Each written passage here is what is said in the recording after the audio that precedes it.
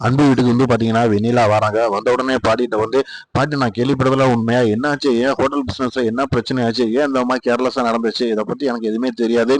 So தெரிஞ்சதுக்கு முன்னாடி நான் உடனே ஓடியாரேன்" அப்படின்னு சொல்றாங்க. ஆமாமா, இந்த பிரச்சனை எப்படி நடந்துச்சுன்னே தெரியல. இவ்வளோ கேர்லெஸ்ஸா நடந்திருக்கு. ஸோ அதுக்கப்புறம் என்னன்னு பார்த்தீங்கன்னா, கவர்மெண்ட்டே வந்து நம்ம ஹோட்டல வந்து மூடிட்டாங்க.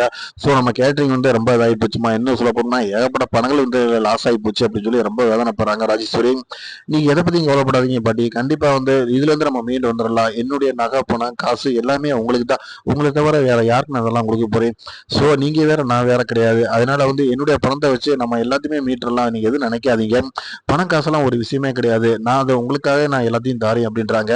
அதே நேரத்துல வந்து சொல்றாங்க, இதுக்கப்புறம் நம்ம பழையபடிக்கு வந்து கம்பெனிய வந்து நம்ம ரெக்கவரி பண்ணி, இன்னும் சூப்பரா அழகா டெவலப் பண்ணி கொண்டு போலாம் அப்படின்றாங்க. ராஜேஸ்வரி ரொம்ப சந்தோஷப்படுறாங்க. "நீ வந்து இந்த விஷயத்த சொன்னதுக்கு முன்னாடி தாம்மா என் மனசு ரொம்ப ஆறுதலா இருக்கு. நான் இந்த ஹோட்டல வந்து கொஞ்சம் கொஞ்சமா நானு அப்படியே கட்டி காத்து கொண்டு வந்தேன். ஸோ இப்ப இது கொஞ்சம் தடுமாறிக்கிட்டு இருக்கு. இருந்தாலும் நீ இந்த அளவுக்கு சப்போர்ட் பண்ணனா அதுவே எனக்கு போதுமா" அப்படின்றாங்க.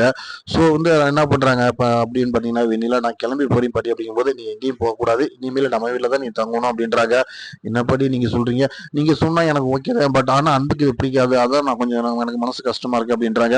"அன்புகிட்ட நான் பேசிக்கிறேன்ம்மா. இனிமேல் நம்ம வீட்ல தான் நீ இருக்கணும்" அப்படின்றாங்க.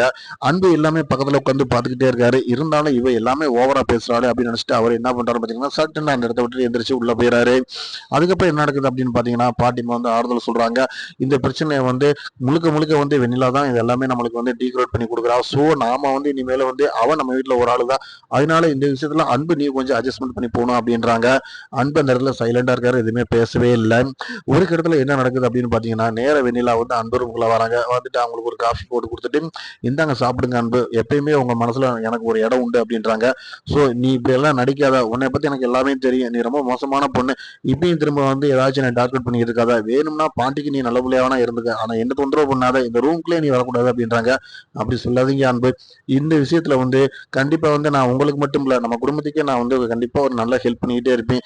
நீங்க போக போக என்னைய புரிஞ்சுக்கிருவீங்க. என்னைய ஏன்னா ஆரம்பத்துல என்ன நீங்க விரும்பினது தானே. உங்களுக்குன்னு தெரியாத ஒண்ணும் கிடையாது" அப்படின்லாம் சொல்லி வராங்க. இருந்தாலும் அன்புக்கு அந்த இடத்துல ஒண்ணுமே பண்ண முடியல. பாட்டி இந்த வீட்ட விட்டு போகக்கூடாதுன்னு என்ன சொல்றாங்க. நான் பாட்டி பேச்ச கண்டிப்பா மதிக்கக்கூடிய ஆளு. நான் எப்படி அன்பு இந்த இடத்த விட்டு போக முடியும்? ஸோ நீங்களும் வந்து பாட்டி பேச்ச கேட்கக்கூடியவர் தானே, புரிஞ்சுக்கங்க அப்படின்றாங்க.